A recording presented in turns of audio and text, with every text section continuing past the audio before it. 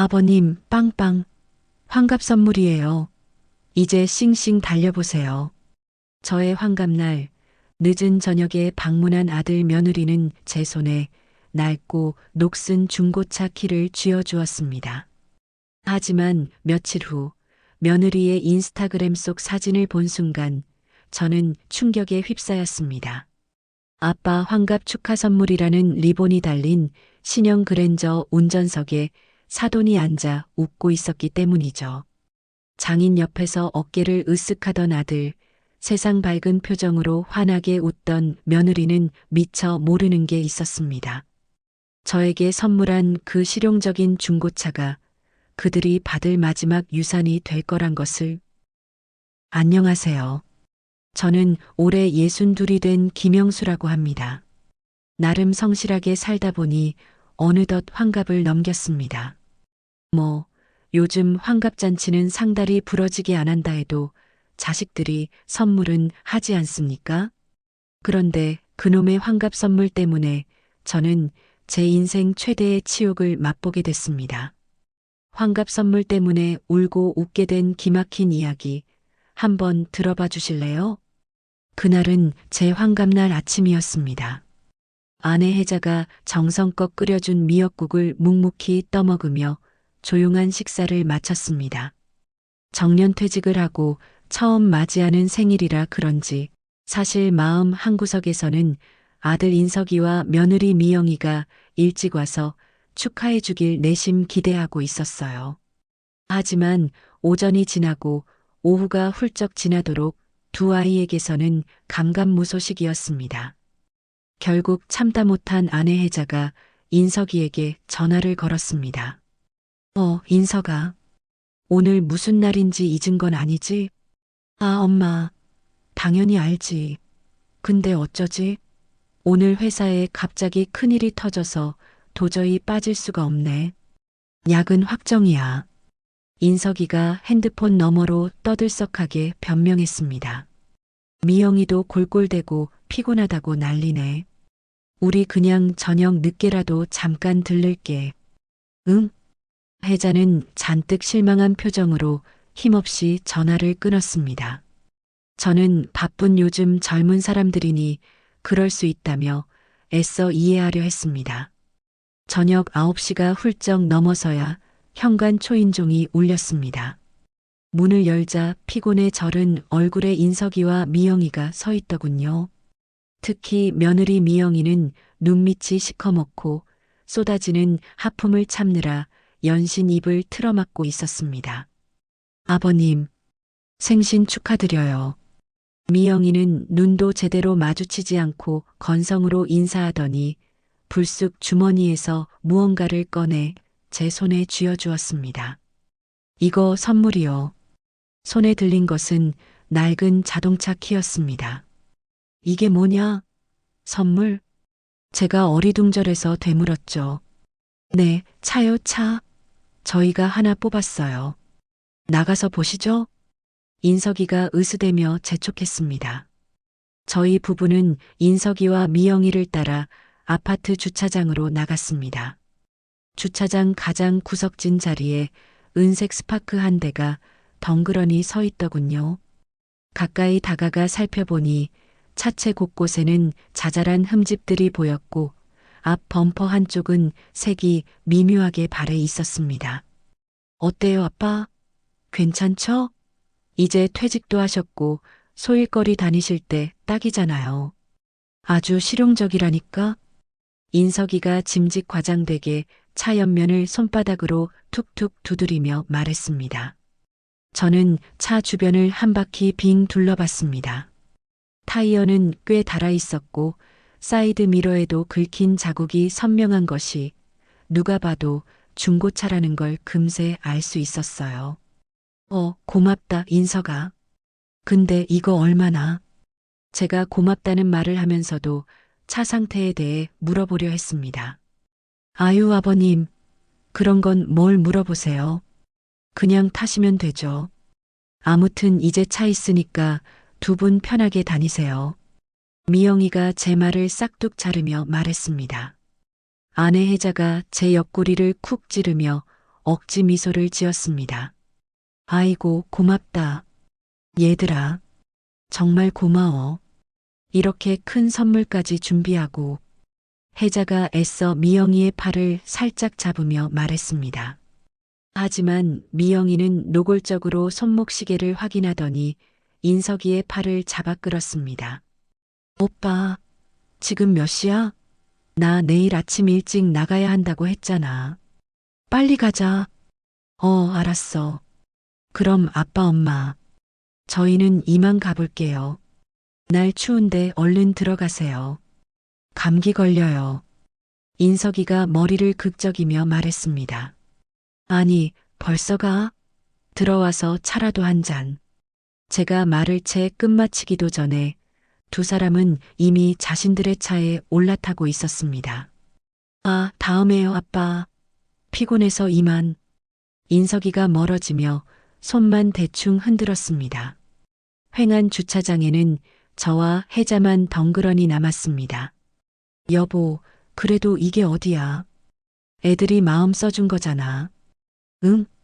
혜자가 제 손에 들린 낡은 키를 만지작거리며 애써 저를 위로했습니다.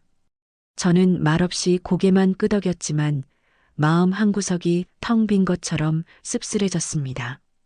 아들 녀석의 얼굴에서는 진심 어린 축하가 아니라 귀찮은 숙제를 해치운 듯한 의무감만 느껴졌으니까요.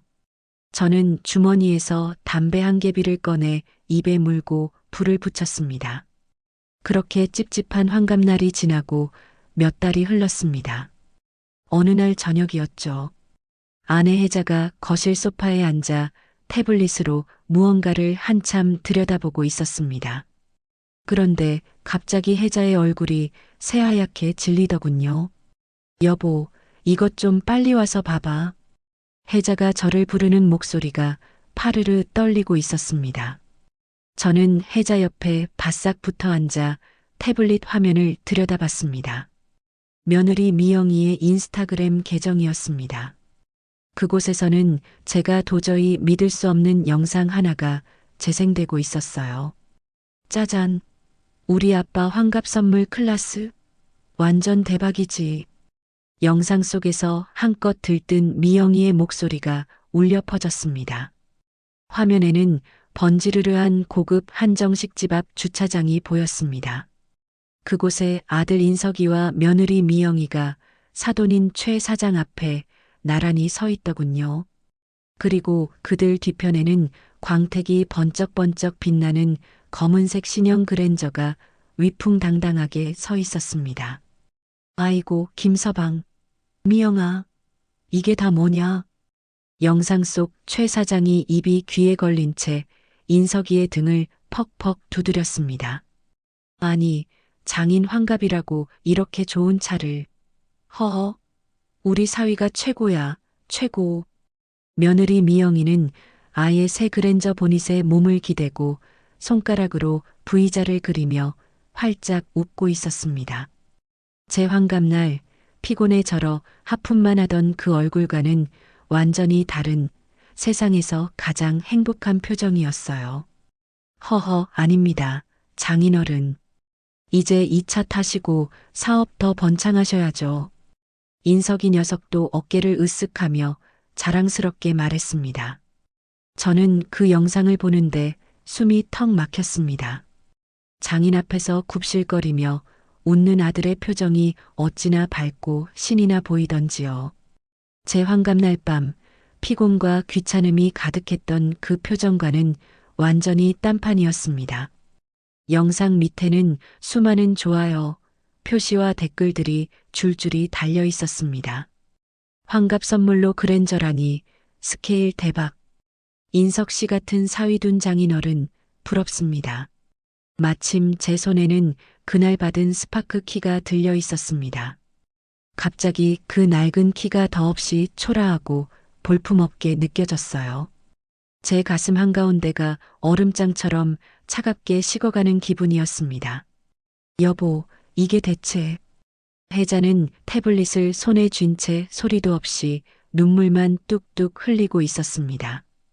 저는 아무 말도 할 수가 없었습니다. 아들과 며느리가 저희 부부를, 아니, 정확히는 저를 어떻게 생각하고 대하는지 이제야 모든 것이 명확해졌으니까요. 그 영상을 본 후 며칠 동안 저는 도저히 잠을 이룰 수가 없었습니다. 아내 혜자도 마찬가지였어요. 둘이 마주 앉아 식사를 하면서도 밥이 입으로 들어가는지 코로 들어가는지 모를 지경이었고 텔레비전을 틀어놔도 그저 멍하니 화면만 바라볼 뿐이었습니다. 이대로는 안 되겠다 싶어 결국 저는 마음을 굳게 먹고 아들 내외를 집으로 부르기로 결심했습니다. 토요일 저녁이었습니다. 아들 인석이가 마지못해 전화를 받더니 잔뜩 귀찮다는 목소리로 말하더군요. 아, 아버지. 왜요? 저 오늘 친구들이랑 약속 있는데 꼭 지금 가야 돼요? 그래, 꼭 와야 할 일이다. 제가 평소와 달리 단호하게 말했습니다. 미영이도 무조건 같이 와라. 1시간이 채 지나지 않아 인석이와 미영이가 굳은 표정으로 집에 도착했습니다. 둘 다 표정에 무슨 일인데 주말에 오라가라야? 라는 듯한 불만이 가득했습니다. 특히 미영이는 현관에서 신발을 벗는 순간부터 짜증을 감추지 않았습니다. 아버님, 도대체 무슨 급한 일이신데요? 미영이가 신경질적으로 구두를 벗어 던지며 말했습니다. 저희 정말 바쁜 거 아시면서 아내 혜자는 자리에 앉지도 못하고 부엌과 거실 사이를 안절부절 못하고 있었죠. 초조하게 손을 비비는 모습이 보는 제가 다 불안할 정도였어요. 일단 앉아라. 제가 무겁게 입을 열며 거실 테이블을 가리켰습니다. 저는 미리 태블릿을 테이블 위에 올려놓고 영상을 재생할 준비를 마쳤습니다. 그리고 망설임 없이 재생 버튼을 눌렀죠. 곧 며느리 미영이의 한껏 들뜬 목소리가 적막한 거실에 울려 퍼졌습니다. 짜잔, 우리 아빠 환갑 선물 클라스? 완전 대박이지. 영상이 끝나고 거실에는 숨막히는 침묵이 흘렀습니다. 인석이는 고개를 푹 숙인 채 바닥만 내려다보고 있었고 미영이는 되레 팔짱을 끼고 저를 빤히 쳐다보고 있었습니다. 이게 대체 뭐냐? 제가 애써 분노를 누르며 조용히 물었습니다. 두 사람 다 설명 좀 해줬으면 좋겠다. 그러자 미영이가 어깨를 으쓱하며 코웃음을 쳤습니다. 뭘 설명드려요? 보신 그대로인데요. 미영이가 너무나 태연하게 대답했습니다. 아버님, 혹시 지금 서운해서 이러시는 거예요? 그 중고차 때문에? 저는 그 뻔뻔한 태도에 순간 말문이 막혔습니다. 뭐, 서운하냐고? 제가 기가 막혀서 되물었습니다. 그래, 서운하다. 너희는 내 환갑에는 다 긁힌 중고 스파크를 던져주더니 사돈 환갑에는 번쩍번쩍한 신형 그랜저를 떡하니 안겨줬는데 내가 서운하지 않겠냐? 아, 그거요? 미영이가 뭐가 문제냐는 듯 피식 웃으며 말했습니다. 그건 당연히 용도가 다르니까 그렇죠. 솔직히 말해서 급이 다르잖아요, 급이. 뭐, 급이 달라? 제 목소리가 저도 모르게 높아졌습니다. 네, 급이 다르죠. 미영이가 조금도 물러서지 않고 당당하게 고개를 끄덕였습니다. 아버님이야 뭐 동네 마트 가시고 산책이나 다니시는 정도지만 우리 아빠는 사업하시는 분이잖아요. 그때까지 눈치만 보던 아들 인석이가 미영이의 눈치를 살피며 거들었습니다. 아빠, 그게 미영이 말이 아주 틀린 건 아니에요. 인석이가 제 눈을 피하며 조심스럽게 말했습니다. 장인어른은 사업상 만나야 할 사람들도 많고 체면이 좀 중요하시거든요. 그런데 아빠는 아빠는 뭐 어쨌다는 거야. 제가 인석이를 매섭게 노려보며 물었습니다. 아니, 아빠야 그냥 동네 마실이나 다니시고 뭐 그런 거니까. 인석이가 횡설수설하며 말끝을 흐렸습니다. 차도 그냥 실용적인 게 좋으시다고 전에도 그랬잖아요. 저는 가슴이 꽉 막혀서 숨을 제대로 쉴 수가 없었습니다. 평생 이 가정을 위해, 저 아들놈을 위해 바친 제 모든 노력이 한순간에 쓰레기 취급당하는 기분이었습니다. 그럼 내가 평생 벌어서 너희 남부럽지 않게 키우고 교육시킨 건 뭐냐? 제 목소리가 사시나무처럼 떨려 나왔습니다. 너 하나 잘 되라고 대학 보내고 결혼할 때 자금 대주고 신혼집까지 떡하니 마련해 준 건 그건 다 뭐였냐고. 그러자 미영이가 보란 듯이 푹 하고 코웃음을 쳤습니다. 어머, 아버님, 그건 당연한 거 아니에요? 미영이가 팔짱을 낀 채 다리를 꼬며 말했습니다. 부모가 자식한테 그 정도 해주는 건 의무잖아요. 설마 지금 그 옛날 일 가지고 저희한테 은혜라도 갚으라고 생색내시는 거예요? 그 순간 부엌 쪽에서 아내 혜자의 흐느끼는 소리가 이어졌습니다. 미영아, 너 말이 좀 엄마가 듣잖아. 인석이가 혜자의 울음소리에 당황해서 미영이를 말리려 했습니다. 하지만 미영이는 오히려 더 기세등등하게 몰아붙였습니다. 아버님, 그 중고 스파크 하나 받고 이렇게까지 삐지실 거면 애초에 받지를 마시든가요? 미영아, 너 진짜. 인석이가 놀라서 소리쳤습니다. 하지만 미영이는 멈출 생각이 없어 보였습니다. 우리 아빠는 달라요. 인석 오빠 사업하는 것도 뒤에서 팍팍 밀어주시고 앞으로도 저희한테 도움될 일이 무궁무진한 분이시라고요. 미영이가 저를 위아래로 훑어보며 비웃듯 말했습니다. 그런데 아버님은요? 지금 연금만 받고 계시고 솔직히 이제 저희한테 부담만 되시는 거 아니에요? 그 말을 듣는 순간 저는 정말 눈앞이 캄캄해지고 숨이 멎는 것 같았습니다.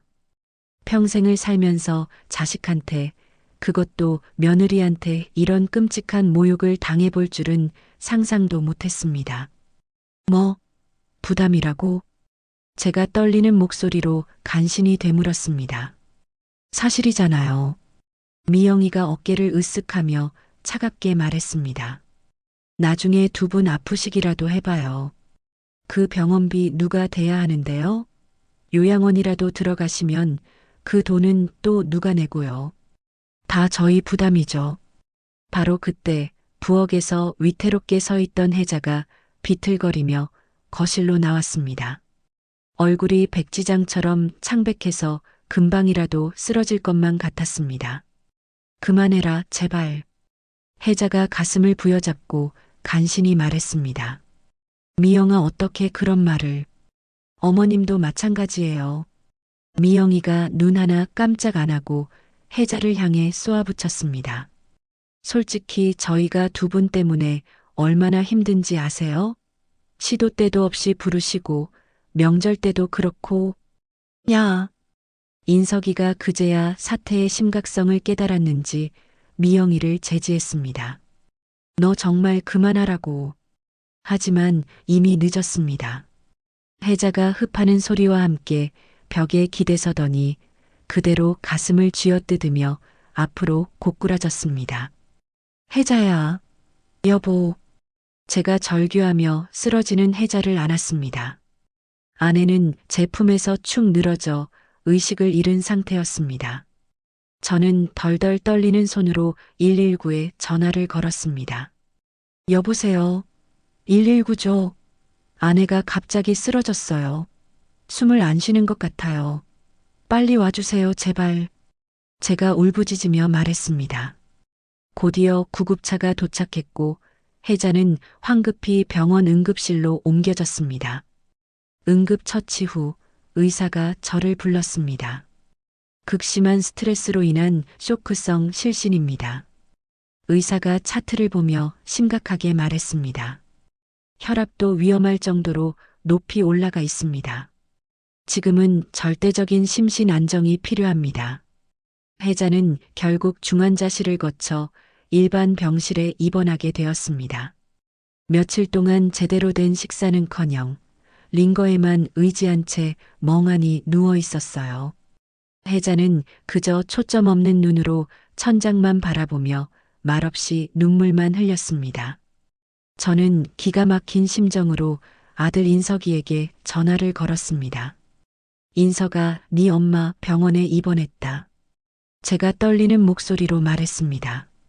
너랑 네 처 때문에 네 엄마가 쓰러졌다고. 당장 병원으로 와라. 하지만 전화기 너머로 들려온 인석이의 대답은 얼음장처럼 차가웠습니다.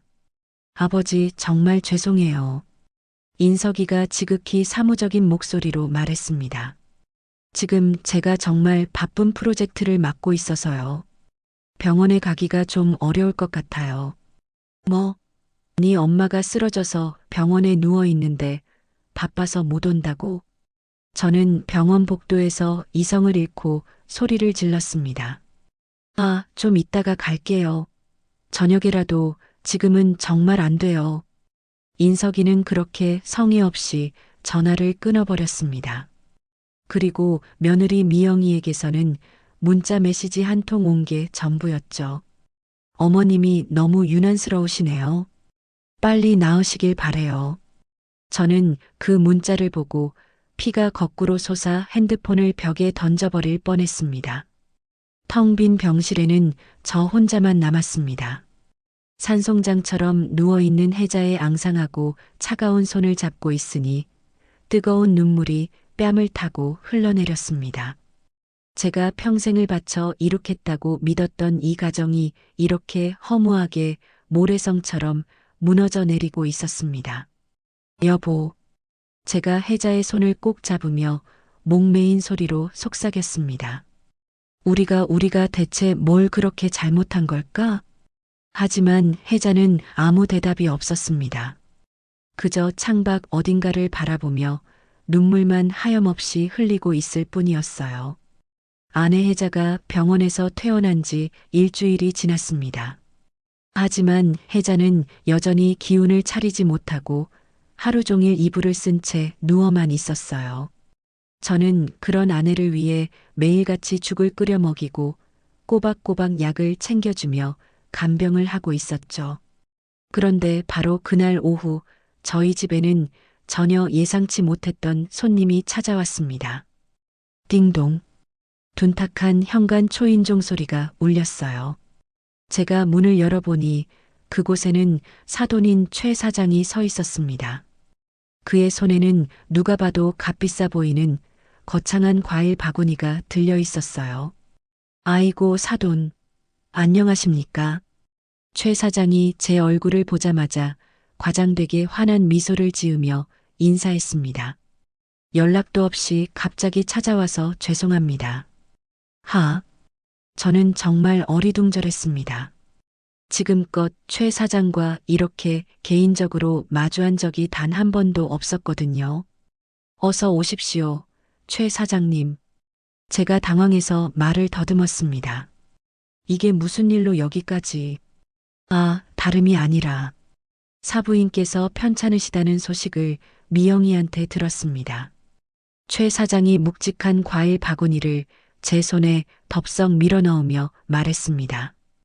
퇴원하셨다길래 얼굴도 뵙고 싶고 겸사겸사 왔습니다. 저는 일단 그를 거실로 안내했습니다. 최 사장은 소파에 아주 깊숙이 몸을 파묻고 앉더니 고개를 두리번거리며 거실을 훑어봤어요. 그래서 사부인께서는 좀 어떠십니까? 많이 좋아지신 겁니까? 최 사장이 별 관심 없다는 투로 건성으로 물었습니다. 네, 조금씩 나아지고 있습니다. 그렇습니까? 아이고, 참 다행이네요. 최 사장이 영혼 없이 고개를 끄덕이더니 기다렸다는 듯이 곧바로 다른 이야기를 꺼냈습니다. 그런데 사돈, 혹시 우리 김서방 아니 인석이한테서 요즘 추진하고 있는 사업 이야기 들으셨습니까? 최 사장이 탐욕스러운 눈빛으로 몸을 제 쪽으로 불쑥 기울이며 말했습니다. 무슨 사업 말씀이십니까? 제가 되물었죠. 아이고, 이 녀석이 아직 아버님께 말씀을 안 드렸나 보네요. 최 사장의 눈이 음흉하게 반짝였습니다. 이거 어마어마한 겁니다. 대형 신도시 개발 사업이에요. 그는 갑자기 혼자 잔뜩 흥분한 목소리로 열변을 토하기 시작했습니다. 이건 정말 하늘이 내려준 기회죠. 대박 사업입니다. 사돈. 최 사장이 넓은 손바닥을 허공에 휘저으며 목소리를 높였습니다. 지금 정부에서 크게 추진하는 신도시 개발 프로젝트가 있는데 그 하청 사업을 우리가 따내는 겁니다. 신도시 개발이요? 제가 조심스럽게 물었습니다. 네, 그렇습니다. 규모가 상상을 초월해요. 최 사장이 거침없이 설명을 이어갔습니다. 이것만 성공하면 우리 인석이가 단번에 상류층으로 수직 상승할 수 있다. 이 말입니다.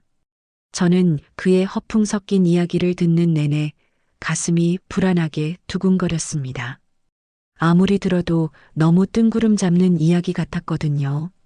하지만 최 사장님, 인석이는 아직 그런 큰일을 할 경험이 부족한데 제가 애써 우려를 표했습니다. 아이고, 사돈, 답답하시네. 최 사장이 제 무릎을 탁 치며 큰 소리를 냈습니다. 그래서 이 최 사장이 있지 않습니까? 제가 이 바닥에서만 20년 넘게 뼈가 굵은 사람입니다. 우리 인석이 제가 아주 든든하게 뒤를 받쳐주는 후견인이 되어줄 테니 걱정 붙들어 매시라고요. 최 사장은 그 뒤로도 한참 동안이나 그 사업의 장밋빛 전망과 어마어마한 수익성에 대해 쉴 새 없이 떠들어댔습니다. 하지만 저는 그의 번지르르하고 기름진 말투, 그리고 돈 이야기에 번들거리는 그 탐욕스러운 눈빛이 영 마음에 들지 않았습니다. 자, 그런데 말입니다, 사돈. 한참을 떠들던 최 사장이 갑자기 저를 지그시 바라보며 말했습니다. 사돈께서도 하나뿐인 아들을 위해서 뭔가 큰 결단을 해주셔야 하지 않겠습니까? 예, 제가 뭘 말입니까? 제가 놀라서 되물었습니다. 네, 당연하죠. 이렇게 큰 사업을 하는데 부모님이 뒤에서 팍팍 밀어주셔야 아들놈도 마음 놓고 뛸 수 있는 거 아니겠습니까? 최 사장이 아주 의미심장한 표정으로 말했습니다. 저는 순간 이 모든 이야기에 어떤 함정이 도사리고 있다는 불길한 느낌을 받았습니다. 바로 그때 최 사장이 옆에 놓아두었던 육중한 서류 가방을 열었습니다. 사실 제가 오늘 사돈을 뵈러 온 진짜 이유가 따로 있습니다. 최 사장이 가방에서 누런 서류 봉투 몇 개를 꺼냈습니다. 자, 사돈, 이거 좀 봐주시죠. 그는 거실 테이블 위에 대출 관련 서류들을 보란 듯이 쫙 펼쳐 놓았습니다. 이게 다 뭡니까? 최 사장님? 제가 서류를 집어들며 물었습니다. 하하, 보시다시피 대출 서류입니다. 최 사장이 아무것도 아니라는 듯 태연하게 대답했습니다. 지금 사업에 당장 급전이 좀 필요한데 아시다시피 제가 하는 일이 많아서 제 명의로는 이미 한도가 꽉 찼습니다. 저는 서류를 내려다보며 심장이 쿵쿵 빨리 뛰기 시작했어요. 그래서 말인데 사돈 명의로 대출을 좀 받으면 어떨까 해서요. 최 사장이 사람 좋게 웃으며 결정적인 한마디를 덧붙였습니다. 인석이한테 들으니 이 아파트가 아직 깨끗하다고 하더군요. 이 아파트를 담보로 잡으면 우리가 딱 필요한 만큼 자금이 나옵니다. 잠깐만요. 제가 저도 모르게 손을 들어 최 사장의 말을 막았습니다. 지금 제 집을 담보로 잡으라는 말씀이십니까? 네, 문제라도 있습니까? 최 사장이 당연하다는 듯 고개를 끄덕였어요. 우리 인석이가 그러더군요. 이 아파트 한 채가 사돈 전 재산이시라고. 저는 제 아들 인석이가 우리 집안의 이런 속사정까지 사돈에게 다 떠벌렸다는 사실에 엄청난 충격을 받았습니다. 아이고, 사돈, 표정이 왜 그러십니까? 최 사장이 저를 갓난아이 달래듯 말했습니다. 걱정은 붙들어 매시라니까요. 그 대출금, 원금 이자, 토씨 하나 안 틀리고 이 최 사장 다 책임지고 갚을 겁니다. 뭘 그리 걱정하십니까? 하지만 이건 너무 갑작스럽고 제가 망설이며 말끝을 흐리자 최 사장이 더욱 적극적으로 저를 몰아붙였습니다. 에이, 사돈. 답답하시네. 이게 성공하면 지금 사시는 이 아파트 2배 크기 집으로 제가 바꿔드릴게요. 최 사장이 손가락 2개를 펴보이며 호언장담했습니다. 아니, 3배도 될 수 있죠. 하하. 저는 정말 어이가 없어서 말이 나오지 않았습니다. 제 아내와 저의 유일한 보금자리, 목숨 같은 집을 담보로 잡겠다는 말을 저렇게 쉽게 하다니요. 그냥 하나뿐인 아들을 위한 투자라고 편하게 생각하십시오. 최 사장이 저를 얕잡아 보듯 설득을 이어갔습니다. 은퇴도 하셨겠다. 이제 부모로서 아들 앞길 밀어주는 마지막 일이라고 생각하시면 마음 편하지 않겠습니까? 이건 저 혼자 결정할 문제가 아닙니다. 지금 아파서 누워있는 제 아내와도 상의를 해봐야. 제가 어떻게든 즉답을 피하며 말했습니다. 그러자 방금까지 사람 좋게 웃던 최 사장의 표정이 순식간에 차갑게 변했습니다. 뭘 또 상의까지 하십니까? 최 사장이 저를 압박하듯 말했습니다. 인석이는 사돈께서 이미 다 알고 계신다고 하던데요. 아버님은 아들을 위해서라면 뭐든 하실 분이라 두말 없이 동의하실 거라고 저한테 장담까지 했습니다만. 뭐라고요? 인석이가 저한테 상의도 없이 그런 약속을 했다고요? 저는 놀라움과 동시에 배신감에 휩싸였습니다. 아들이 제 뒤통수를 이렇게 세게 칠 줄은 몰랐습니다. 네, 물론이죠. 아주 확신에 차서 말하던데요. 최 사장이 저를 비웃으며 냉소적으로 웃었습니다. 하나뿐인 아들 앞길이 달린 일인데 아버지가 그걸 거절할 리가 없다고. 저는 아들이 저의 동의도 없이 이런 엄청난 약속을 해버렸다는 사실에 피가 거꾸로 솟는 듯한 분노가 치밀었습니다. 사돈, 혹시 아직도 그 스파크 때문에 배알이 꼴려 계신 겁니까? 최 사장이 대놓고 저를 비아냥거리며 말했습니다. 아니, 고작 그 중고차 한 대 때문에 아직도 삐져 계신 거냐고요. 에이, 사내답지 못하게. 지금 뭐라고 하신 겁니까? 저는 모욕감에 벌떡 일어설 수밖에 없었습니다. 아니면 뭐 아들 잘 되는 꼴은 못 보겠다 이겁니까? 아들 앞길이나 가로막는 그런 옹졸한 아버지가 되실 거냐고요. 최 사장이 한술 더 떠 도발적으로 말했습니다. 평생 이 좁아터지고 캐캐 묵은 집에서 그렇게 살고 싶으십니까? 네. 바로 그 순간 저는 퍼즐 조각이 맞춰지듯 모든 것을 깨달았습니다. 환갑날의 그 중고 스파크부터 시작해서 오늘의 이 대출 서류까지 이 모든 것이 아들 인석이와 며느리 미영이 그리고 눈앞에 이 최 사장이 함께 짠 거대한 계획이었다는 것을요. 그들은 처음부터 저를 부모로 대한 것이 아니었습니다. 그저 이용할 생각뿐이었던 겁니다. 저를 무시하고 기만하고 이제는 제 인생의 마지막 보루인 이 집마저 빼앗으려고 하고 있었습니다. 나가세요. 제가 온몸을 떨며 낮은 목소리로 말했습니다. 예, 뭐라고요? 잘 안 들리는데. 최 사장이 귀를 후비며 되물었습니다. 당장 내 집에서 나가라고 했습니다. 제가 있는 힘껏 소리를 지르며 현관문을 가리켰습니다. 최 사장이 제 기세에 놀랐는지 테이블 위에 서류를 구겨지든 말든 대충 챙겨 가방에 쑤셔 넣으며 일어났습니다. 참. 이거 후회하실 텐데, 사돈. 최 사장이 불쾌한 표정으로 저를 노려보며 말했습니다.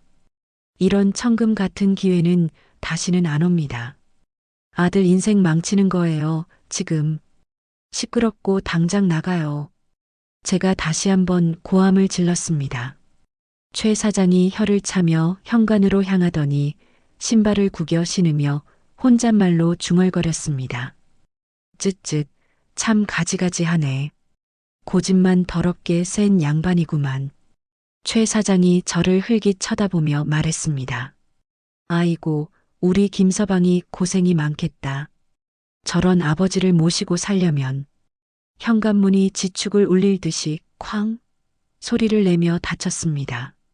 저는 그 자리에 그대로 주저앉고 말았습니다.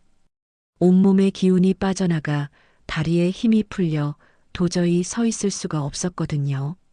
이제야 모든 것이 너무나도 고통스럽게 명확해졌습니다. 제가 아들 인석이와 며느리 미영이에게 과연 어떤 존재였는지 이제야 확실히 알게 되었습니다. 그들에게 저는 아버지가 아니었습니다. 그저 자신들의 탐욕을 채우기 위해 이용할 가치가 있을 때만 잠시 필요한 그런 존재였던 거죠. 최 사장이 폭풍처럼 다녀간 후 저는 며칠 동안 그야말로 폐인처럼 지냈습니다. 아내 혜자는 여전히 기력을 차리지 못하고 침대에서 일어나지도 못했고 저는 텅 빈 거실 소파에 망부석처럼 앉아서 멍하니 시간만 보냈어요. 밥을 입에 넣어도 모래를 씹는 것 같았고 잠을 자도 온몸이 짓눌린 듯 개운하지 않았습니다. 그럴 때마다 아들 인석이와 며느리 미영이 그리고 최 사장이 제게 던졌던 말들이 독침처럼 머릿속을 파고들었습니다. 급이 다르잖아요. 이제 저희한테 부담만 되시는 거 아니에요? 아들 앞길이나 가로막는 그런 옹졸한 아버지가 되실 건가요? 이런 악몽 같은 말들이 귓가에서 떠나질 않았습니다. 평생 가족 하나만 바라보고 살아온 제 인생이 이제는 정말 쓸모없는 늙은이로 전락해버린 걸까요? 그런 끔찍한 생각에 빠져있던 어느 날 저녁이었습니다. 현관 도어록에서 비밀번호를 누르는 소리가 들렸습니다. 저는 화들짝 놀라 자리에서 일어났어요. 혹시 인석이가 엄마가 걱정돼서 찾아온 건가? 그런 헛된 기대를 했습니다. 하지만 현관문이 열리고 제 앞에 나타난 사람은 제가 전혀 예상하지 못했던 인물이었습니다. 아빠, 바로 제 딸 수진이었습니다. 몇 년 만에 마주하는 딸의 모습에 저는 순간 아무 말도 나오지 않았습니다. 수진이는 몇 년 전 제가 그토록 반대했던 반찬 가게를 기어이 하겠다며 집을 나간 후로 사실상 연락이 끊긴 상태였거든요. 그때 제가 수진이의 등을 보며 모질게 소리쳤던 기억이 생생했습니다. 고작 시시하게 반찬 가게나 차려서 뭐 하겠다는 거냐? 남들처럼 번듯한 직장에 다녀야 사람 구실을 하지. 그 말에 수진이가 눈물을 뚝뚝 흘리며 저를 원망스럽게 쳐다보던 얼굴이 떠올랐습니다. 아빠는 제 꿈을 단 한 번도 이해해 주려고 하지 않으셨어요. 수진이가 그때 울면서 말했었죠. 저는 돈이 아니라 제가 정말 좋아하는 일을 하고 싶단 말이에요. 결국 수진이는 제 반대를 뿌리치고 집을 나갔고 그 후로는 명절에도 얼굴 한번 비추지 않았습니다. 그런 딸이 지금 커다란 가방을 들고 제 앞에 서 있었습니다. 수진아, 네가 여길 어떻게 해? 제가 당황해서 말을 더듬었습니다. 수진이는 저를 차갑게 지나쳐 안방 쪽을 힐끗 보더군요. 엄마가 많이 편찮으시다고 들었어요. 수진이가 조용히 그리고 차갑게 말했습니다. 옆집 김씨 이모님이 저한테 연락 주셨어요. 아, 옆집 이웃이 보다 못해 수진이에게까지 연락을 했구나 싶었습니다. 수진이는 곧장 안방으로 들어가 침대에 헬쑥하게 누워있는 혜자를 한참 동안 말없이 바라봤습니다. 그리고 저를 돌아보는 그 눈빛은 여전히 얼음장처럼 차가웠죠. 수진아, 그게... 제가 먼저 입을 열려고 했지만 수진이가 손을 들어 제 말을 막았습니다. 일단 짐부터 풀게요. 수진이가 모든 감정을 누른 듯 담담하게 말했습니다. 할 일이 많아 보이네요, 이 집. 수진이는 가져온 가방에서 옷가지와 세면도구를 꺼내 작은 방에 밀어 넣었습니다. 그리고는 망설임 없이 팔을 걷어붙이고 묵묵히 청소를 시작하더군요. 먼저 어질러진 부엌 살림부터 싹 정리하더니 먼지 쌓인 거실도 깨끗하게 치우기 시작했습니다. 저는 딸이 쉴 새 없이 움직이며 집안을 정리하는 그 모습을 보며 차마 얼굴을 들 수가 없었습니다. 몇 년 전 딸의 꿈을 시시하다고 짓밟았던 제 모습이 떠올라 부끄러움에 고개를 숙였습니다. 수진이는 그날 밤 작은 방에서 말없이 잠이 들었습니다. 다음 날 아침 저는 부엌에서 풍겨오는 구수한 냄새에 잠에서 깼습니다. 비틀거리며 부엌에 가보니 수진이가 정성스럽게 죽을 끓이고 있었습니다. 제가 다가가자 수진이는 저를 바라보지 않고 말했습니다. 병원에서는 뭐라고 했어요? 엄마 왜 쓰러지신 거예요? 의사가 극심한 스트레스 때문이라고 하더라. 제가 조심스럽게 대답했습니다. 수진이는 죽을 젓던 손을 잠시 멈췄다가 다시 묵묵히 죽을 저었습니다. 스트레스요? 그 한마디에 많은 감정이 실려 있는 듯 했습니다. 수진이는 곧 정갈하게 그릇에 죽을 담아 혜자가 누워있는 안방으로 들어갔습니다. 엄마, 일어나세요. 저 왔어요. 수진이가 혜자의 어깨를 흔들며 깨웠습니다. 죽 좀 드세요. 혜자가 끙끙거리며 간신히 몸을 일으켜 앉았습니다. 수진아, 이게 웬일이냐? 내가 꿈을 꾸는 거냐? 혜자가 딸의 얼굴을 보고 놀라며 물었습니다. 꿈 아니에요, 엄마. 어제 저녁에 왔어요. 자, 이거 천천히 드세요. 수진이가 숟가락으로 죽을 떠서 혜자의 입에 조심스럽게 넣어 주었습니다. 혜자의 눈에서 참았던 눈물이 봇물처럼 흘러내렸습니다. 아이고, 내 새끼 고맙다. 수진아 정말 고마워. 혜자가 울먹이며 딸의 손을 잡았습니다. 그날부터 수진이는 매일 아침 일찍 일어나 혜자의 식사를 챙겼습니다. 소화하기 쉬운 죽부터 시작해서 기력을 차릴 수 있는 미역국이며 나중에는 삼계탕까지 푹 고아서 만들어냈습니다. 물론 저를 위해서도 말없이 보양식을 챙겨주었죠.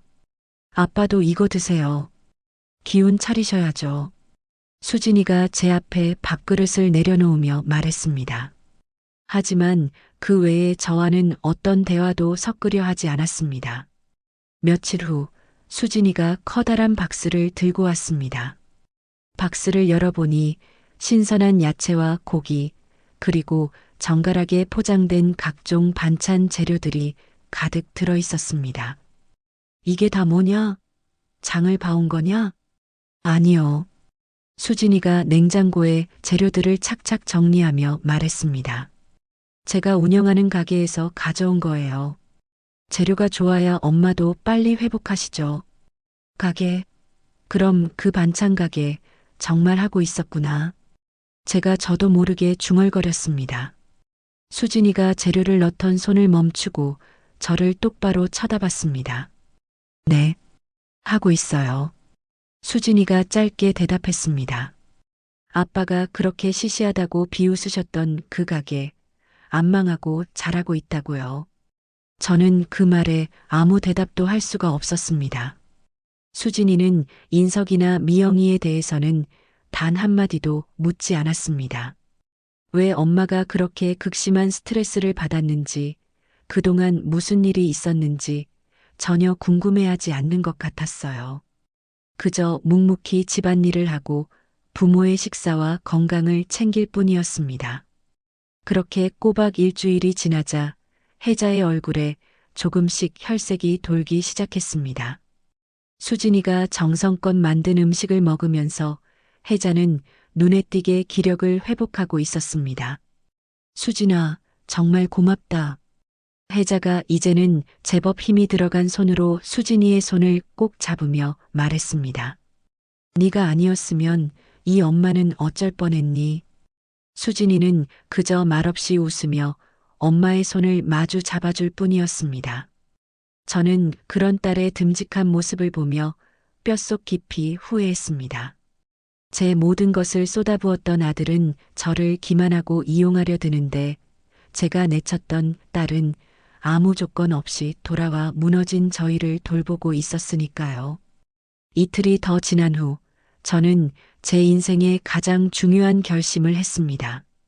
그동안 아들 인석이에게 물려주려고 차곡차곡 준비해 두었던 모든 것을 정리하기로 한 겁니다. 저는 곧장 은행으로 달려가 들어두었던 적금을 모조리 해지했습니다. 혹시나 아들 사업에 보탬이 될까 싶어 들었던 보험도 깨끗하게 해약했죠.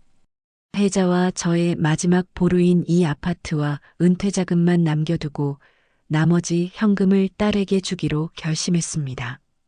그날 저녁 저는 수진이를 불렀습니다. 수진아. 네, 아빠. 말씀하세요. 그 네 가게 말이다. 내가 한번 구경하러 가면 안 될까? 수진이가 걸레질을 하던 손을 멈추고 놀란 표정으로 저를 봤습니다. 가게요? 제 가게는 갑자기 왜요?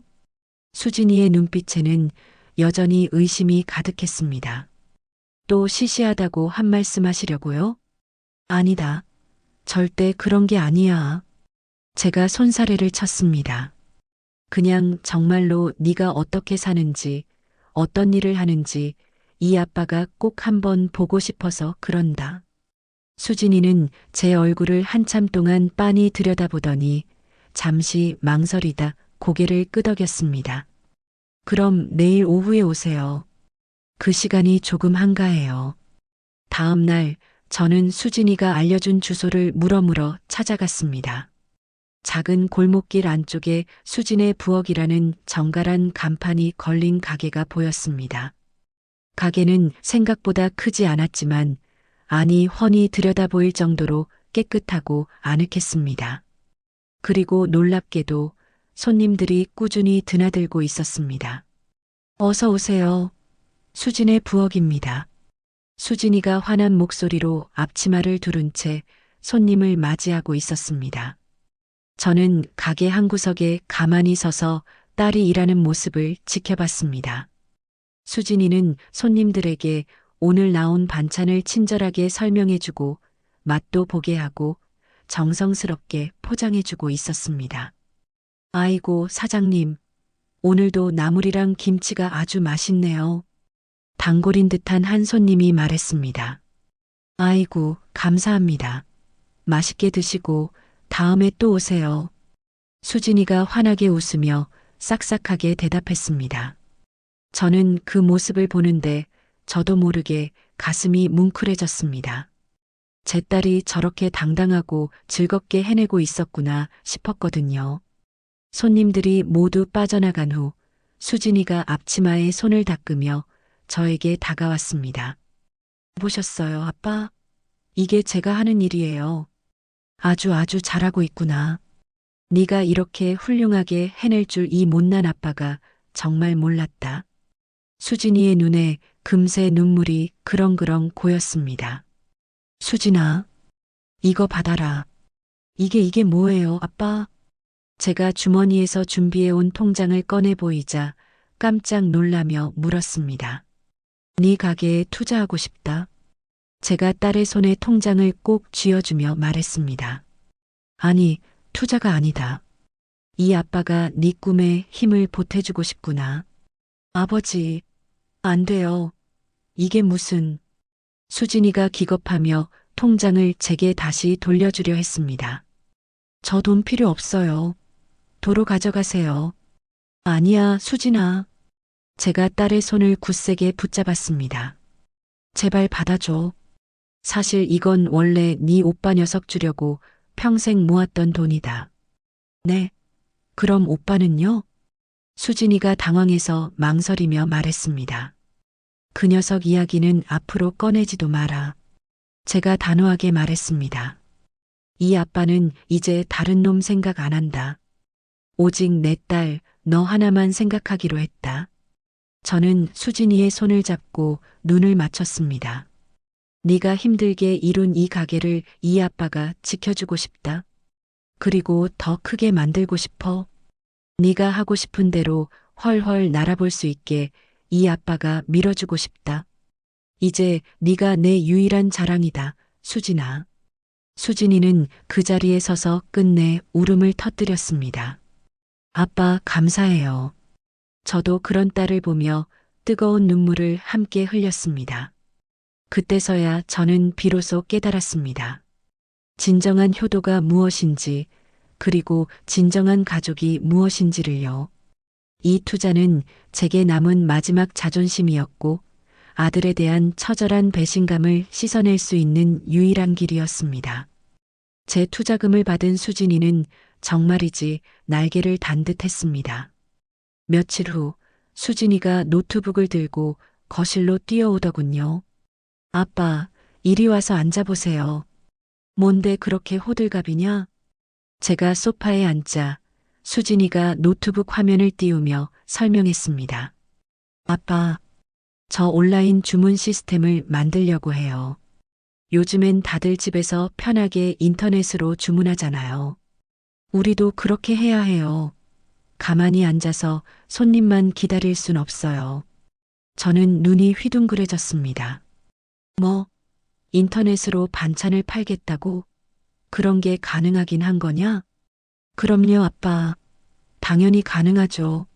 수진이가 환하게 웃으며 자신 있게 말했습니다. 홈페이지도 아주 멋지게 만들고 전국 배송도 시작할 거예요.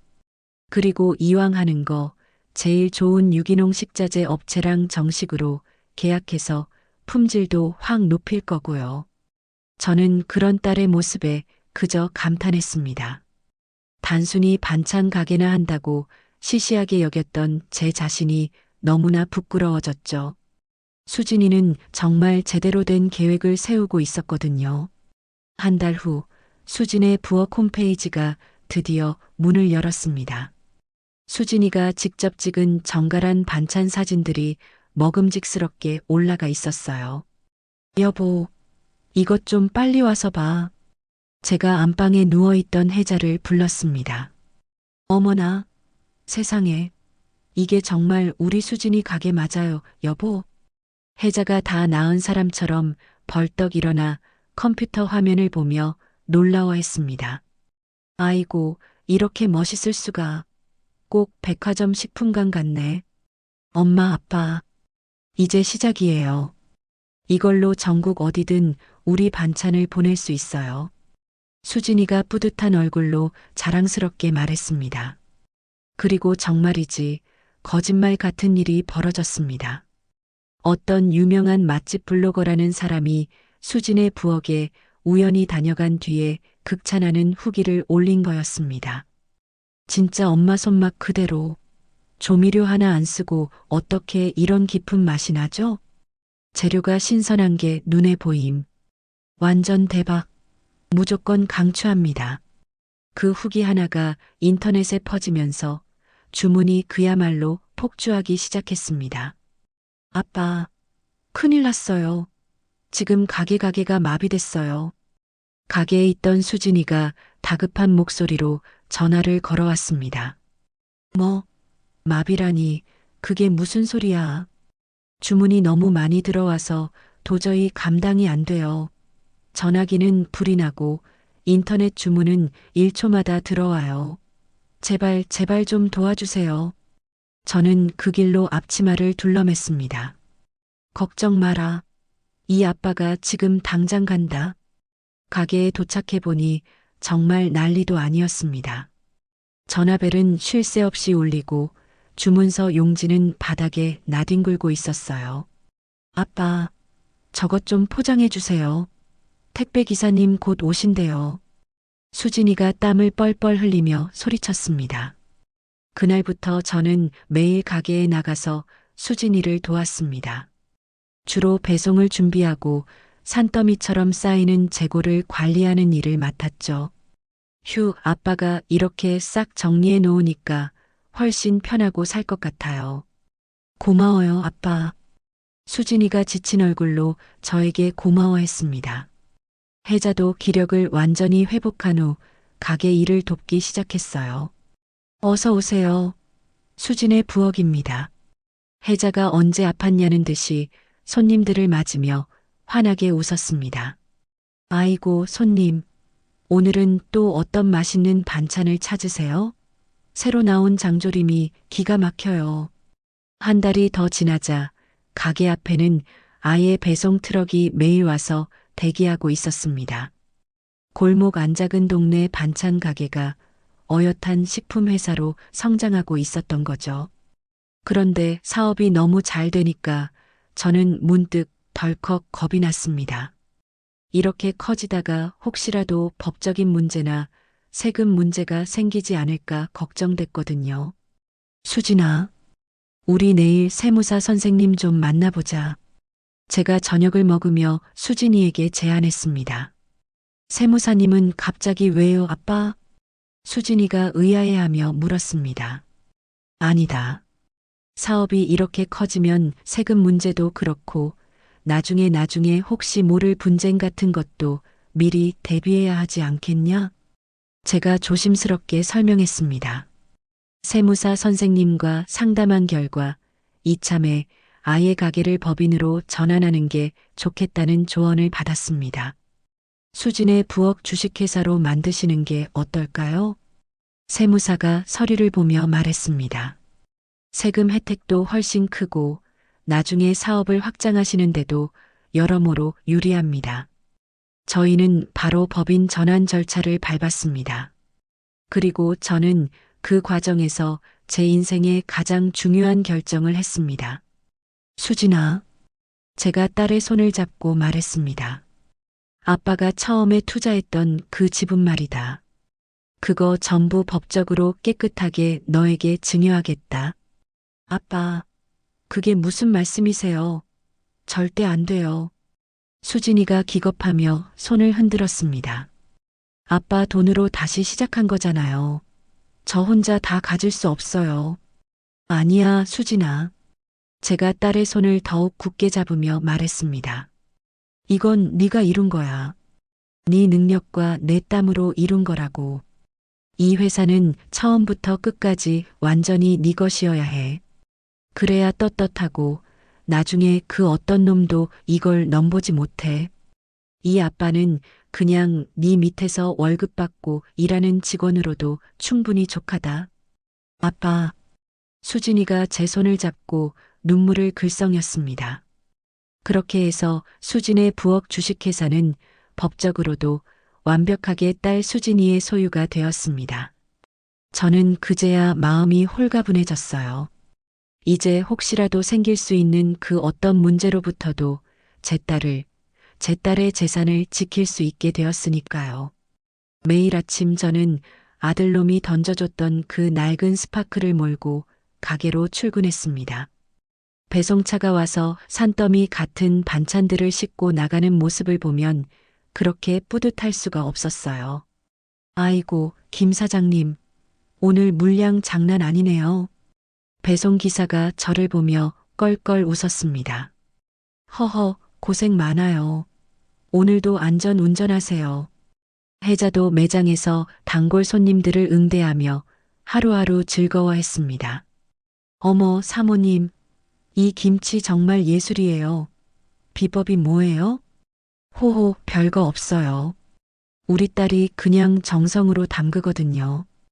혜자가 어깨를 으쓱하며 자랑스럽게 대답했습니다. 저녁이 되면 저희 세 식구는 집에서 함께 모였습니다. 수진이가 가게에서 가져온 맛있는 반찬들로 식탁을 차렸죠. 아이고, 오늘도 수고 많았어. 우리 딸. 제가 딸의 어깨를 토닥이며 말했습니다. 아빠야말로 오늘 배송 정리하느라 고생하셨어요. 자, 엄마, 아빠. 이거 새로 만든 장조림인데 맛 좀 보세요. 어디 보자. 이야, 이거 정말 맛있다. 밥도둑이네. 저희 세 식구의 웃음소리가 집안에 가득 찼습니다. 아들 내외와는 연락이 완전히 끊어진 지 오래였지만 이상하게도 그들이 전혀 궁금하지 않았습니다. 오히려 마음이 훨씬 편했죠. 혜자도 예전의 밝은 웃음을 완전히 되찾았습니다. 여보, 우리 참 행복하죠? 그렇죠? 혜자가 저녁을 먹다가 제 손을 꼭 잡으며 말했습니다.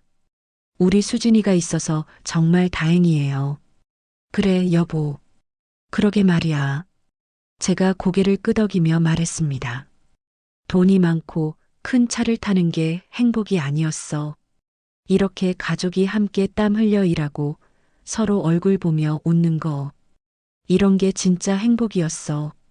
하지만 그런 평온한 행복도 잠시였을까요? 잊고 있었다고 생각했는데 그 끔찍한 기억이 다시 제 발목을 잡았습니다. 그날도 배송 준비를 마치고 스파크를 몰고 집으로 돌아오는 길이었습니다. 신호등에서 잠시 차를 세웠는데 길 건너편에서 차마 보고 싶지 않았던 낯익은 모습이 보였습니다. 아들 인석이었습니다. 그런데 그 꼴이 말이 아니었어요. 험상궂은 낯선 산의 두어 명에게 둘러싸여 있었습니다. 제발 한 번만 봐주세요. 조금만 더 시간을 주시면 정말 곧 갚겠습니다. 네. 인석이가 땅바닥에 무릎이라도 꿇을 듯이 필사적으로 애원하고 있었습니다. 그러자 한 사내가 인석이의 멱살을 거칠게 잡아챘습니다. 시끄러. 이 새끼야. 시간은 무슨 놈의 시간.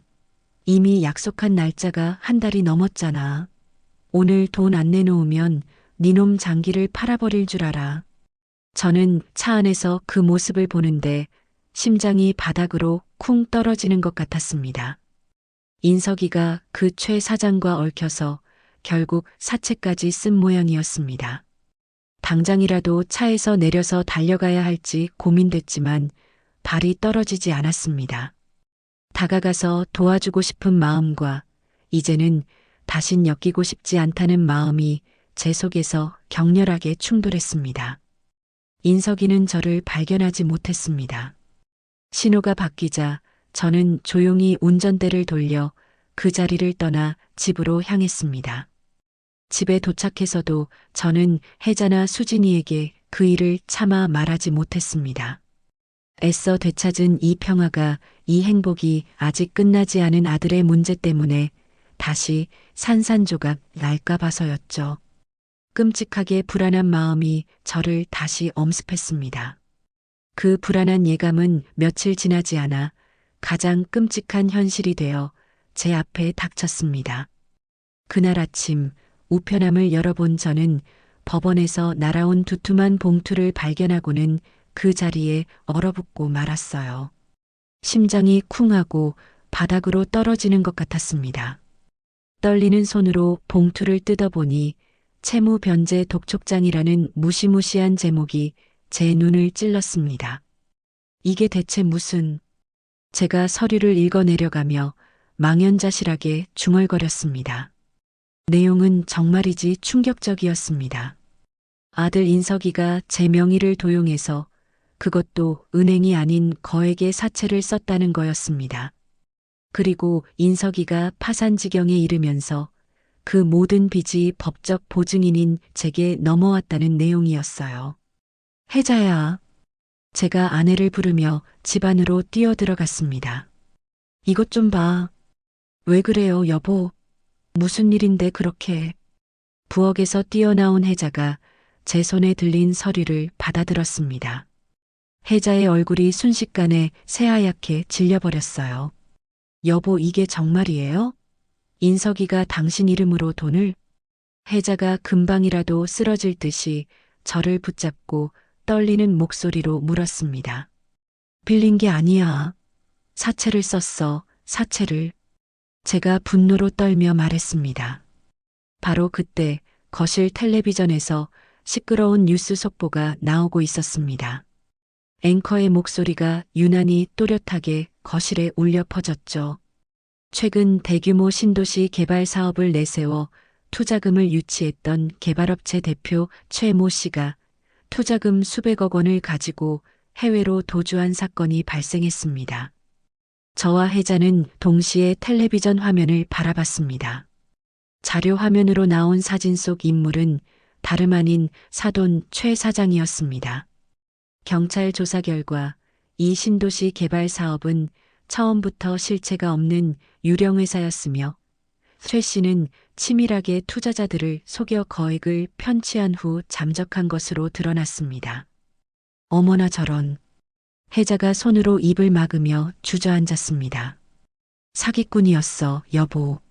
제가 주먹을 부르르 떨며 이를 악물었습니다. 그래, 처음부터 저놈은 사기꾼이었던 거야.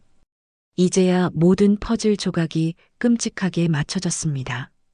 인석이 녀석이 그 사기꾼 장인의 말에 속아 모든 것을 잃었고 다급한 마음에 제 명의까지 도용해 사채를 끌어다 쓴 거였습니다. 저는 곧바로 정신을 차리고 변호사 사무실로 전화를 걸었습니다. 변호사님, 지금 당장 상담 좀 받을 수 있을까요? 1시간 후 저는 변호사 사무실에 망연자실한 표정으로 앉아 있었습니다. 이건 사안이 아주 복잡합니다. 김영수 선생님. 변호사가 서류를 검토하며 심각한 표정으로 고개를 저었습니다. 아드님이 몰래 도용했다고는 하지만 명예 도용 사실을 법적으로 입증하기가 상당히 까다롭습니다. 아니, 변호사님, 제가 직접 빌린 게 아니지 않습니까? 저는 서명도 한 적이 없어요. 제가 억울함을 항변했습니다. 그렇지만 법적으로는 이미 김영수 선생님 명의로 체결된 채무 계약입니다. 변호사가 냉정하게 말했습니다. 최악의 경우 지금 살고 계신 그 아파트까지 전부 압류될 수 있습니다. 뭐라고요? 아파트까지요? 네. 사채 원금에 이자까지 불고 있으니 하루빨리 대책을 세우셔야 합니다. 변호사 사무실을 나오는 제 발걸음은 천근만근 무거웠습니다. 이제야 겨우 딸 자식과 함께 행복한 일상을 찾았다고 생각했는데 다시 한번 제 모든 것이 무너져 내릴 수 있다는 생각에 머리가 어지러웠습니다. 집에 도착했을 때 혜자는 이미 안방 침대에 몸져 누워 있었습니다. 그 소식을 감당할 충격이 남아있지 않았던 모양이에요. 아빠, 엄마는 또 왜 저러세요? 가게 일을 마치고 돌아온 수진이가 걱정스럽게 물었습니다. 네 오빠놈 때문에 또 쓰러지셨다. 제가 차마 고개를 들지 못하고 한숨만 내쉬었습니다. 그리고 바로 그 다음날 오후 정말이지 상상조차 못했던 일이 벌어졌습니다. 제가 수진의 부엌에서 배송 물품을 정리하고 있을 때였어요. 갑자기 가게 문이 부서져라 쾅 열리더니 며느리 미영이가 뛰어들어왔습니다. 그리곤 저를 향해 악을 썼습니다. 이게 다 아버님 때문이에요. 그때 아버님이 고집 부리지 않고 집 담보로 돈만 해줬어도 이딴 일은 없었을 거라고.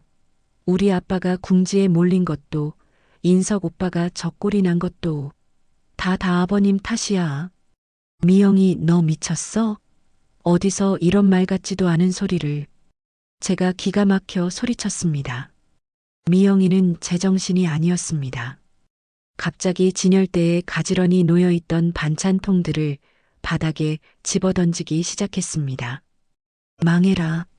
그냥 다 망해라. 이것들아. 아, 뭐하는 짓이야. 당장 그만둬. 수진이가 비명을 질렀습니다. 가게 바닥은 순식간에 김치와 나물 반찬들로 아수라장이 되었습니다.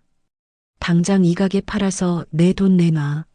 미영이가 급기야 계산대 앞에 드러누워 발버둥을 쳤습니다. 내 돈 내놓기 전까지 여기서 한 발짝도 안 나갈 거야. 경찰을 부르든 말든 마음대로 해. 아빠, 저 사람 좀 어떻게 좀 해봐요. 수진이가 울먹이며 소리쳤습니다. 제가 미영이의 팔을 잡고 밖으로 끌어내려고 실랑이를 벌이는 바로 그 순간이었습니다. 가게 문이 스르르 열리며 누군가 들어섰습니다. 그만해.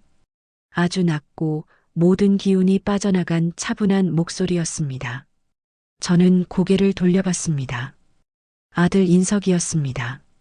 하지만 그 모습은 제가 알던 아들의 모습이 아니었습니다. 뺨은 뼈가 보일 정도로 푹 패어 있었고 며칠은커녕 몇 주도 씻지 못한 듯한 냄새와 초췌한 몰골이었습니다. 인석이는 난장판이 된 가게와 계산대에 누워 악을 쓰는 미영이와 반찬 범벅이 된 저희 부녀를 그저 텅 빈 눈으로 잠시 쳐다봤습니다. 오빠. 미영이가 인석이를 보고 벌떡 일어섰습니다. 오빠, 잘 왔어. 이 사람들이 글쎄. 하지만 인석이는 미영이의 얼굴을 쳐다보지도 않았습니다. 미영이가 기대했던 것처럼 분노하는 대신 그저 묵묵히 품에서 구겨진 봉투 하나를 꺼냈습니다. 그리고는 그것을 계산대 위에 툭 던졌습니다. 이게 뭐야? 미영이가 의아해하며 봉투를 집어들었습니다. 이혼합의 서류야. 인석이가 조용히 말했습니다. 뭐, 이혼? 미영이의 얼굴에서 핏기가 가셨습니다. 오빠, 지금 나랑 이혼하겠다고? 그래. 우리 끝이야. 인석이가 단호하게 말했습니다. 이제 그만 각자 살자. 미영이가 손에 쥔 서류를 내려다보더니 그대로 다리에 힘이 풀린 듯 바닥에 주저앉았습니다. 인석이는 그런 미영이를 더 이상 쳐다보지도 않았습니다. 인석이는 천천히 저와 수진이를 향해 돌아섰습니다. 그리고는 그 자리에 쿵소리가 나게 무릎을 꿇었습니다. 아버지. 인석이가 떨리는 목소리로 저를 불렀습니다. 아버지가 다 맞았습니다. 인석아. 제가 너무 어리석었습니다. 아버지. 인석이가 오열하며 바닥에 머리를 조아리기 시작했습니다. 아버지 명의를 도용한 것도 그 사기꾼 말에 속아 넘어간 것도 다 제 잘못입니다. 오빠 일단 일어나. 수진이가 당황해서 말렸지만 인석이는 고개를 들지 못했습니다. 정말 죄송합니다. 수진아, 너에게도 정말 미안해. 저는 그 처참한 아들의 모습을 내려다보며 아무 말도 할 수가 없었습니다. 분노와 연민, 그 모든 감정이 뒤엉켜 그저 복잡한 심정이었습니다. 저는 바닥에 무릎을 꿇고 짐승처럼 오열하는 인석이를 그저 멍하니 바라봤습니다. 솔직히 말해서 당장이라도 달려가서 등을 두드려주고 싶은 마음이 왜 없었겠습니까? 하지만 지금은 그러면 안 된다는 생각이 훨씬 더 컸어요. 이제는 저 녀석이 스스로 일어서고 스스로 책임을 져야 할 때였습니다. 수진아. 저는 애써 냉정을 되찾고 딸을 불렀습니다. 가게 문부터 닫아라. 그리고 변호사 선생님께 지금 당장 전화해. 네, 지금요? 수진이가 이 난장판 속에서 놀라며 되물었습니다. 그래, 지금 당장. 제가 아주 단호하게 말했습니다. 이 지옥 같은 상황을 어떻게든 정리해야 하겠다. 수진이는 제 말뜻을 알아듣고 급히 가게 문에 임시 휴업 팻말을 걸어 잠갔습니다. 그리고는 구석에서 변호사에게 전화를 걸기 시작했죠. 네, 변호사님. 저 김수진인데요. 정말 급한 일이 생겼어요. 수진이가 떨리는 목소리로 전화기에 대고 말했습니다. 죄송하지만 지금 혹시 저희 가게로 좀 와주실 수 있나요? 네, 일이 아주 크게 터졌어요. 1시간쯤 지났을까요? 변호사가 딱딱한 얼굴로 가게 문을 열고 들어왔습니다. 인석이는 여전히 그 자리에 무릎을 꿇은 채 고개도 들지 못하고 있었고 며느리 미영이는 저쪽 구석에서 찢어진 이혼 서류를 멍하니 붙들고 있었습니다. 아이고, 이게 다 무슨 상황입니까? 변호사가 아수라장이 된 가게 안을 둘러보며 물었습니다. 저는 변호사를 테이블로 안내하고 자초지종을 모두 설명했습니다. 인석이가 제 명의를 도용했던 일, 그 끔찍한 사채 문제, 그리고 사돈 최 사장의 사기 행각까지 하나도 빼놓지 않고 전부 말했죠. 일단 상황은 알겠습니다.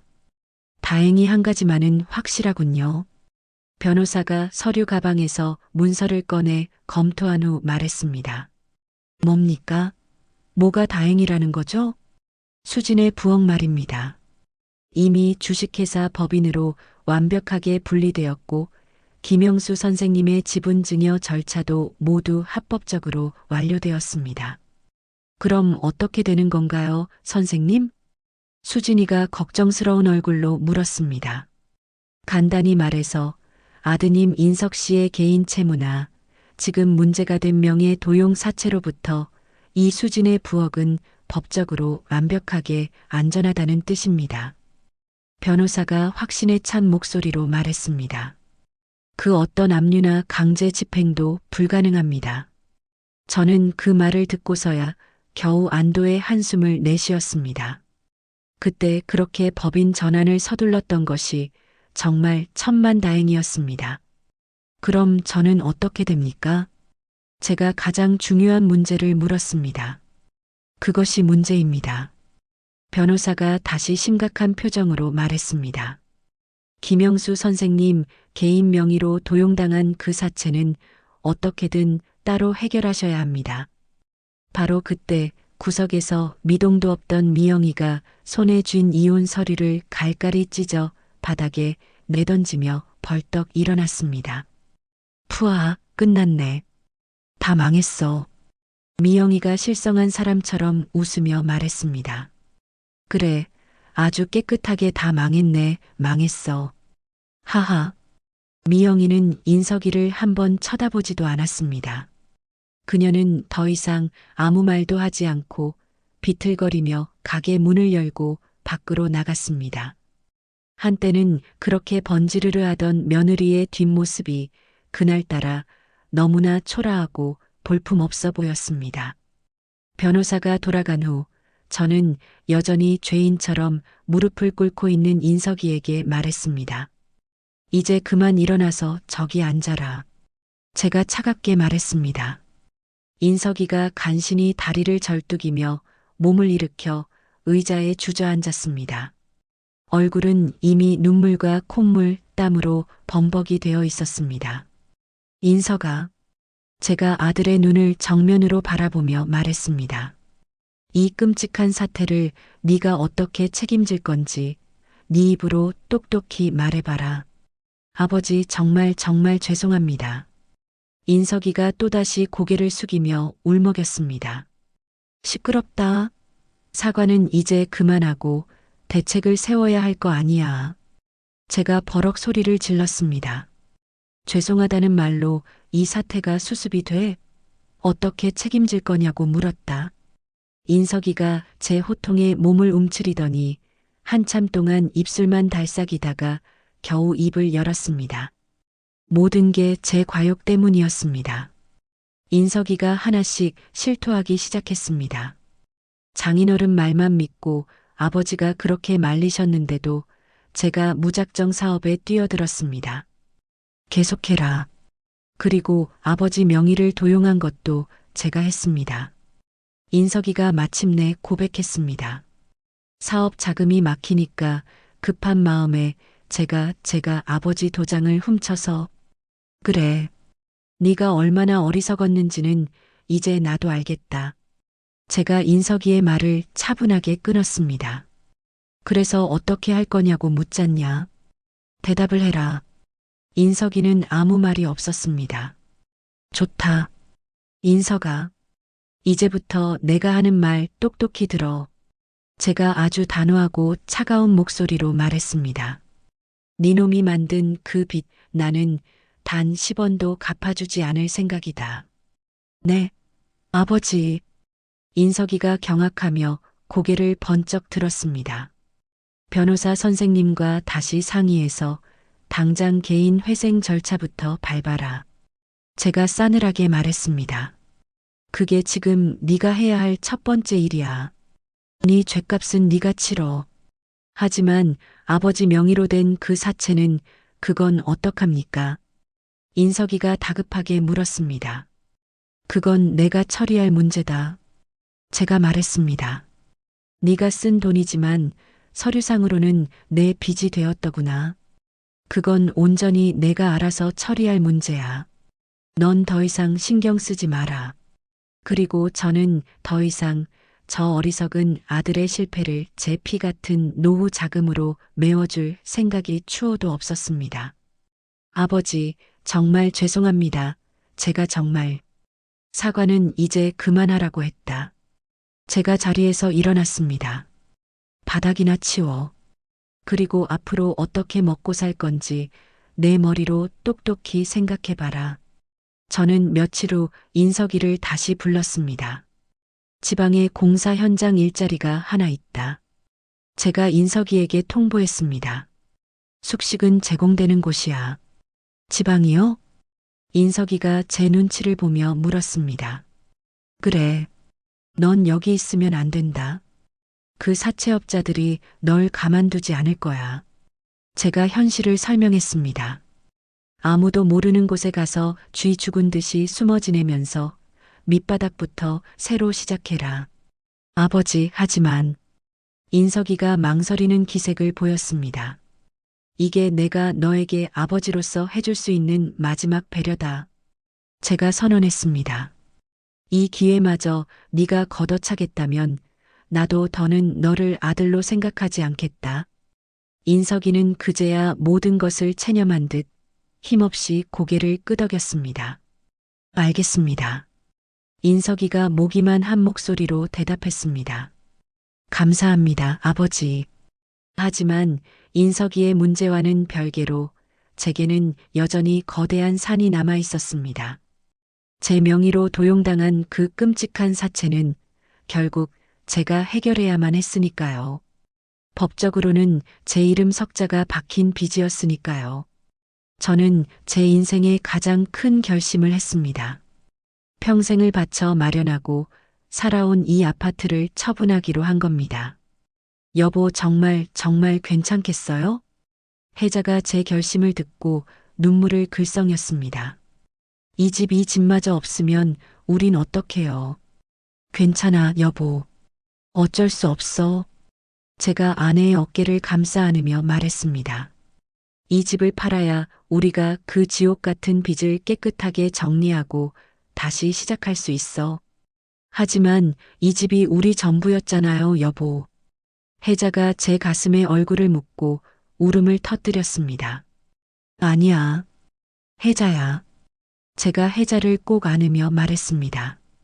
우리 전부는 이 집이 아니었어. 우리에게는 이제 수진이가 있잖아. 아파트 매매 절차는 생각보다 빨리 진행됐습니다. 다행히 부동산 시장이 나쁘지 않아서 시세보다 조금 높은 가격에 팔렸어요. 아파트를 판 돈으로 저는 그 지긋지긋한 사채 빚을 모두 청산했습니다. 변호사를 통해 명예도용으로 인한 법적 문제도 깨끗하게 해결했죠. 이제 모든 게 다 정리됐습니다. 김영수 선생님. 변호사가 마지막 서류를 정리하며 말했습니다.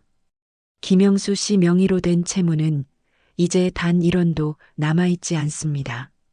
평생을 바쳐 이룬 제 집이, 제 전 재산이 사라졌지만 저는 이상하게도 눈물이 나지 않았습니다. 오히려 너무나도 후련했습니다. 제 목을 짓누르던 무거운 짐을 드디어 내려놓은 기분이었습니다. 아빠, 엄마, 이사갈 집 구했어요. 수진이가 밝은 목소리로 저희에게 제안했습니다. 우리 가게 근처에요. 작은 빌라인데 제가 싹 수리해놨어요. 이리로 오세요. 그래도 될까, 수진아? 제가 딸에게 짐이 되는 것 같아 조심스럽게 물었습니다. 아유, 당연하죠.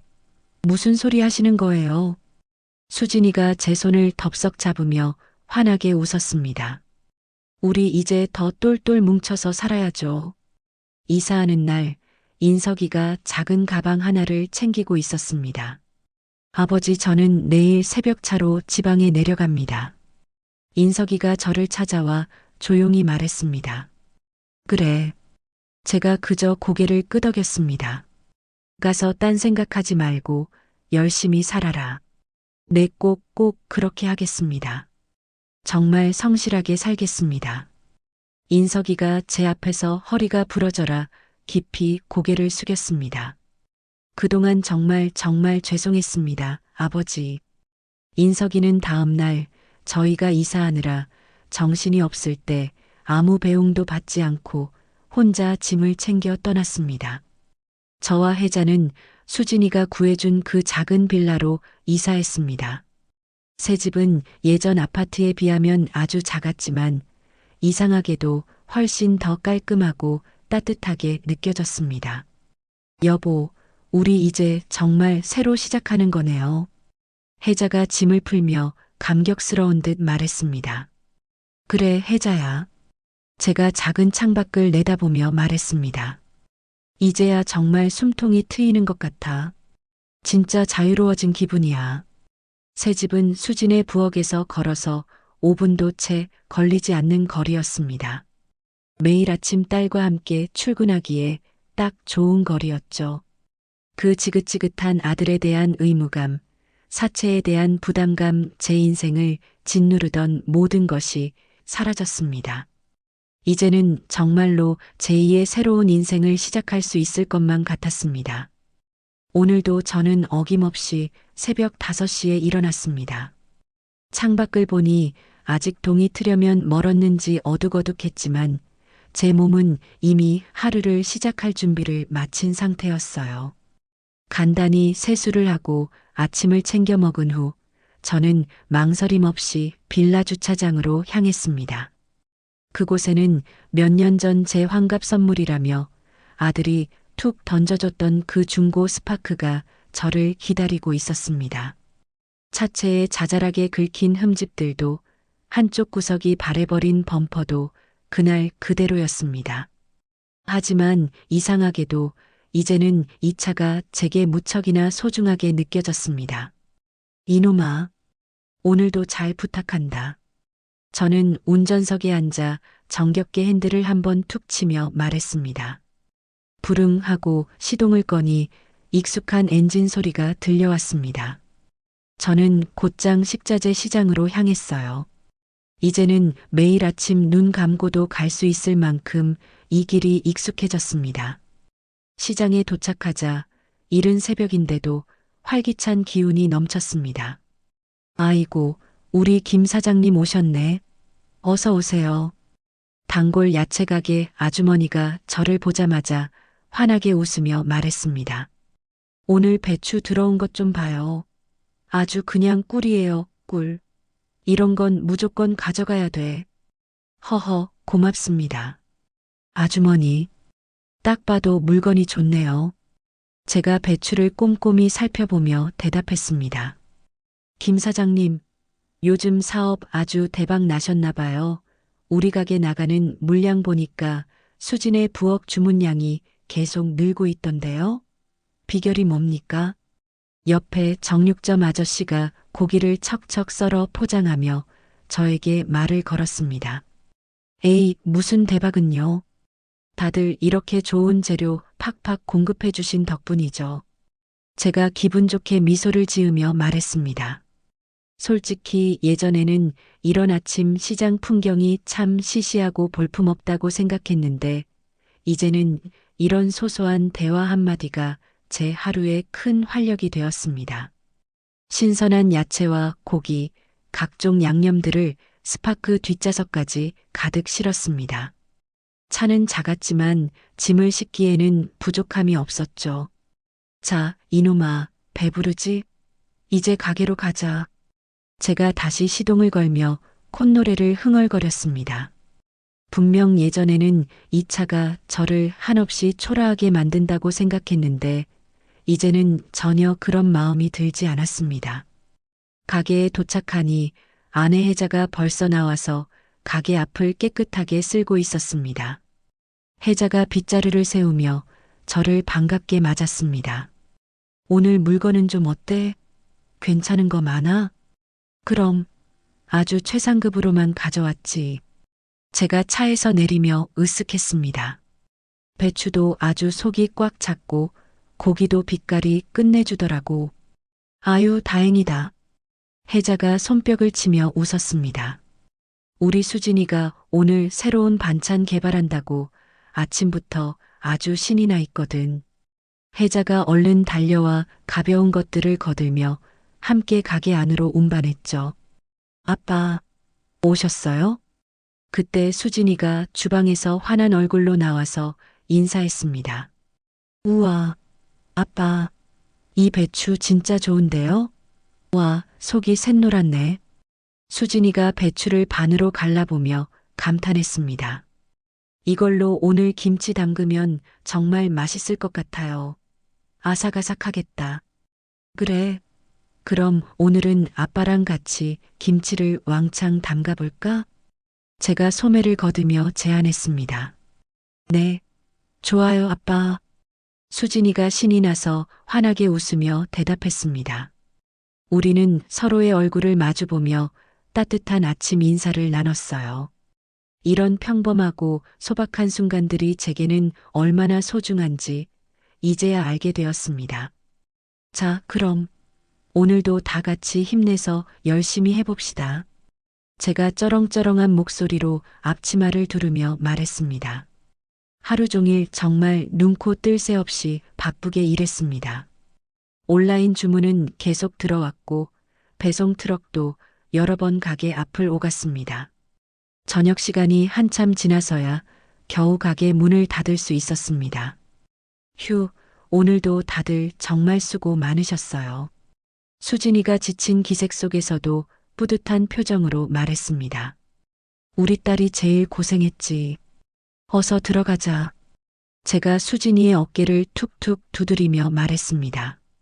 작은 빌라에 도착해서 저희 세 식구는 조촐하지만 정갈한 저녁 식사를 준비했습니다. 수진이가 가게에서 정성껏 만든 맛있는 반찬들로 금세 식탁이 가득 찼죠. 바로 그때 수진이가 밥을 먹다 말고 숟가락을 내려놓더니 조금 수줍은 표정을 지었습니다. 저기, 아빠, 엄마. 수진이가 뺨을 붉히며 머뭇거리기 시작했습니다. 사실 두 분께 말씀드릴 게 있어요. 응? 뭔데, 수진아? 혜자가 밥을 먹다 말고 궁금해하며 물었습니다. 저 요즘 만나는 사람이 있어요. 수진이가 볼을 붉히며 고백했습니다. 뭐, 만나는 사람? 혜자가 숟가락을 떨어뜨릴 뻔하며 깜짝 놀라 소리쳤습니다. 아이고, 세상에. 우리 딸이 언제부터 만났어? 아, 엄마. 좀 조용히 좀 해요. 부끄럽게. 수진이가 부끄러워하며 말했습니다. 한 달 정도 됐어요. 가게 단골 손님이었는데 제 반찬을 정말 맛있게 드셔주시더라고요. 그러다가 저는 딸의 그 수줍은 고백을 듣는데 가슴 한구석이 뭉클해졌습니다. 허허, 그랬구나. 그래서 어떤 분이야? 제가 애써 침착하게 하지만 잔뜩 관심을 보이며 물었습니다. 가게 근처 초등학교 선생님이세요. 수진이가 말했습니다. 아주 착하고 따뜻한 분이에요. 어머머, 선생님? 아이고, 잘 만났다. 너무 잘됐다, 수진아. 혜자가 제 팔을 툭툭 치며 기뻐서 어쩔 줄을 몰랐습니다. 그럼 언제 한번 집에 데려와. 얼굴 좀 보자. 응? 네, 엄마. 조만간 꼭 모셔올게요. 수진이가 그 어느 때보다 환하게 웃었습니다. 바로 그때 현관에서 띵동 하고 벨소리가 들렸습니다. 제가 나가서 받아보니 등기 우편이었습니다. 발신인을 보니 잊고 지냈던 아들 인석이었습니다. 아니, 인석이가 웬일이래? 혜자가 놀라서 물었습니다. 글쎄다. 제가 묵묵히 봉투를 뜯으며 대답했습니다.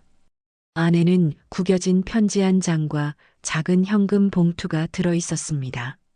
편지를 천천히 읽어보니 인석이가 지방 공사 현장에서 꾸준히 일을 하며 열심히 살고 있다는 내용이었습니다. 그리고 첫 월급의 일부라며 꼬깃꼬깃한 10만 원이 함께 들어 있었습니다. 뭐라고 써 있어, 여보? 혜자가 조심스럽게 물었습니다. 그냥 열심히 살고 있다고 하네. 제가 편지를 접으며 말했습니다. 그리고 이거 용돈 하라고 돈도 조금 보냈고, 아이고, 그래도 저 녀석이 아주 버러지는 아니었나 보네요. 철이 좀 들었나 봐요. 혜자가 눈시울을 붉히며 안도했습니다. 하지만 저는 그 돈을 도저히 받을 수가 없었습니다. 다음 날 저는 우체국에 가서 그 돈을 고스란히 인석이에게 돌려보냈습니다. 그리고 편지에는 단 몇 줄만 적었습니다. 네가 스스로 살아갈 수 있을 때까지 네 돈은 네가 가져라. 다른 생각 말고 그저 건강하게만 살아라. 그날 저녁 식사를 마치고 저희 세 식구는 거실에 둘러앉아 따뜻한 차를 마시며 도란도란 이야기를 나눴습니다. 여보, 혜자가 제 손을 가만히 잡으며 말했습니다. 우리 지금 정말 행복하다. 그렇지? 그래, 혜자야. 제가 혜자의 손을 마주 잡으며 고개를 끄덕였습니다. 돈이 많고 큰 집에 사는 게 행복이 아니었어. 바로 이런 게 진짜 행복인 것 같아. 수진이도 그 옆에서 저희를 보며 따뜻하게 웃고 있었습니다. 저는 문득 창밖에 주차된 제 스파크를 바라봤습니다. 몇 년 전 환갑날 저는 이 차를 받고 얼마나 서운하고 분했던가요? 하지만 이제 와서 생각해보니 이 차야말로 제 인생 후반부에 받은 최고의 선물이었습니다. 이 스파크가 없었다면 제가 어떻게 매일 새벽 시장에서 그 무거운 재료들을 실어 나르고 수진이의 가게를 도울 수 있었겠습니까? 아빠, 뭘 그렇게 빤히 보세요? 수진이가 제가 창밖을 바라보는 것을 보고 물었습니다. 아, 저기, 우리 차. 제가 흐뭇한 미소를 지으며 말했습니다. 새삼스럽지만 참 고마운 차야, 저놈이. 맞아요, 아빠. 수진이가 제 말에 고개를 끄덕였습니다. 저 차가 우리 가게 1등 공신이죠. 저 차 덕분에 우리가 이렇게 다 같이 땀 흘리며 일할 수 있는 거잖아요. 그날 밤 저는 잠자리에 들기 전에 오늘 하루를 가만히 돌아봤습니다. 넓은 아파트도 없고 남들에게 자랑할 만한 비싼 차도 없지만 저는 마침내 제 인생에서 가장 평온한 노후를 맞이했습니다. 사랑하는 가족과 함께 땀 흘려 일하고 서로를 진심으로 아끼며 살아가는 것. 이것이 바로 진정한 행복이라는 걸 이제야 뼈저리게 깨달았습니다. 여보, 잘 자. 혜자가 불을 끄며 속삭였습니다. 그래, 당신도 잘 자. 제가 대답했습니다. 창밖으로 환한 달빛이 스파크의 낡은 지붕을 비추고 있었습니다. 내일도 저와 함께 새로운 하루를 힘차게 시작할 저 차를 바라보며 저는 깊고 편안한 잠에 빠져들었습니다. 진정한 행복은 그렇게 멀리 있지 않았습니다. 바로 여기 사랑하는 가족들과 함께하는 이 모든 순간에 있었습니다. 지금까지 저의 긴 이야기를 들어주셔서 감사합니다. 때로는 우리가 원하는 것과 우리에게 필요한 것이 다를 수 있어요. 진짜 가족은 혈연이 아니라 서로를 아끼고 지켜주는 마음에서 시작되는 것 같습니다. 여러분도 소소한 일상 속에서 진정한 행복을 찾으시길 바랍니다. 이야기를 끝까지 들어주신 분이 계시다면 잘 들었다고 댓글 하나만 남겨주세요. 감사합니다.